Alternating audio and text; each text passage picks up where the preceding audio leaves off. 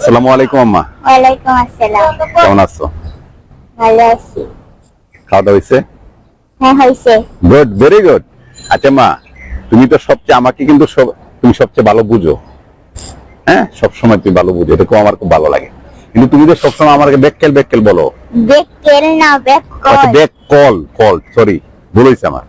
বেক্কল যে বলো, আমি বেক্কল কি বেক্কল আমি জানি, আমি বেক্কল, কিন্তু কয়েকটা বেক্কলের ধরন একটু ধরাই দাও তো আমাকে মা। এই যে মালটা আঙ্কেল, মালটা আমাকে মালটা দে তোমার মালটা দিত, এই বস্তা ভরে আনতো, 100টা নষ্ট দিত। আর যে কয়েক বছর ধরে কিনতেছে না, নষ্ট দিত। 4 বছর ধরে কিনতেছি। জি, 100টা নষ্ট দিত। আর যে 3 কেজি 4 কেজি কমাই দিত। 3 কেজি 4 কেজি কমাই দিত, কিন্তু আমি কিন্তু তাকে বিশ্বাস করতাম। বিশ্বাস করতে জন্য তোমার এই বিশ্বাসের সুযোগ নিছে। বিশ্বাস করলে আমাকে সে ঠকাইছে। হ্যাঁ, আমি কি করব বল? আমি তো এখানে তাকে ঠকাই না। তুমি তো আমি কেজি তো কম দেই না বাজারে। সরল সময় সবাই ঠকাই চলে যায়। আর মাছের আঙ্কেল গাড়ি একটু লম্বা দাড়ি, কালার করা, এই যে মানে ওই যে কি জানি মেহেদি দেয়া হুজুর, একদম হুজুর সুন্নাত, আলহামদুলিল্লাহ, সুবহানাল্লাহ। এই যে এখানে টুপি আছে। হ্যাঁ, আর তার ছেলে নাকি কি জানি করতেছে, দাড়ি পাকি গেছে, বয়স করে হাফিজি পড়ে, কোরআনের হাফিজি পড়ে। তার ছেলে নাকি কোরআনের হাফিজি পড়ে। হ্যাঁ, তাইলে কি হইছে? হ্যাঁ, বলে কি স্যার আপনি কয়েকটা টাকা বেশি দিয়েন। আসলে বেটা দিতে 1 লক্ষ টাকা বেশি, মানে 1000 3000 4000 5000 বেশি। আর তুমি বলতে কি বেটা কম নেই? আমি তো তারে বিশ্বাস করছি, হুজুর মানুষ তারে বিশ্বাস করছে। বিশ্বাস করছো তো, এই বিশ্বাসের সুযোগ নিছে।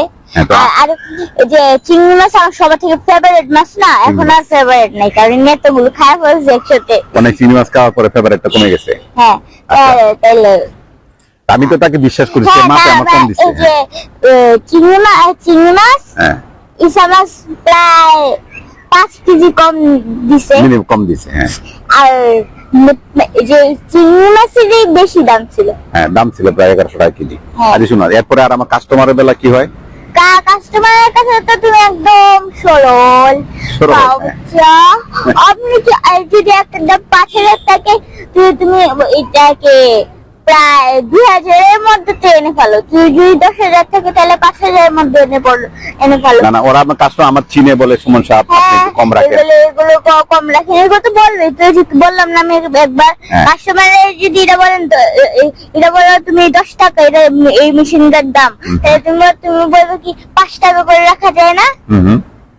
ওরা এরকম সেক্সুয়ালি থাকে।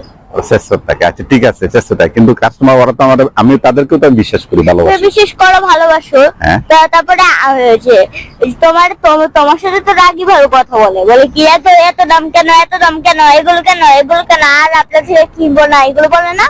বলে, কিন্তু ওরা তো রাগ দেখাইলে আমি তো রাগ দেখাইতে পাই না, কারণ আমার তো বললো কি আচ্ছা মেশিনটা খুললা আমাদের সব পার্টসটা আমি নিয়ে যাইতেছি, আপনি যেহেতু আমার থেকে আর করবেন না, আমি কি করবো?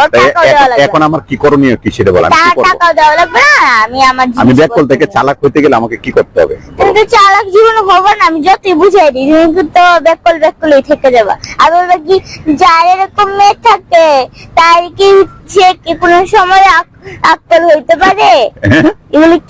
না চেষ্টা তো করা যায়, চেষ্টা করা যায়, কিন্তু চেষ্টা করলে তো তুমি হও না, বেকলই থাকো।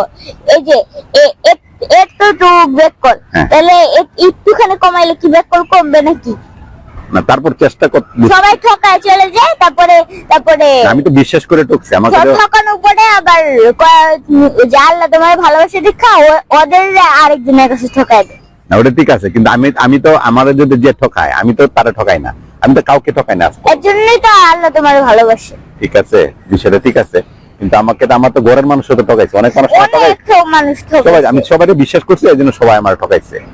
এই জন্য আমার তো কিছু করার নাই। আমি আল্লাহ ভরসা, আল্লাহ যা করবে তাই, আল্লাহর উপর বিশ্বাস আছে। আমি কাউকে কখনো ঠকাইতে ইচ্ছা নাই, কোনোদিনও ঠকাবো না। আমি যেভাবে আছি সেভাবে থাকবো, ঠিক আছে? আর তুমি চেষ্টা করবে আমার কিছু ভুল ধরাই, তারপর আমি চেষ্টা করবো যে সতর্ক থাকার জন্য। সবসময় তার এভাবে চলা যায় না, ঠিক না? দোয়া করবা। হ্যাঁ, আসসালামু আলাইকুম। ওয়ালাইকুম আসসালাম।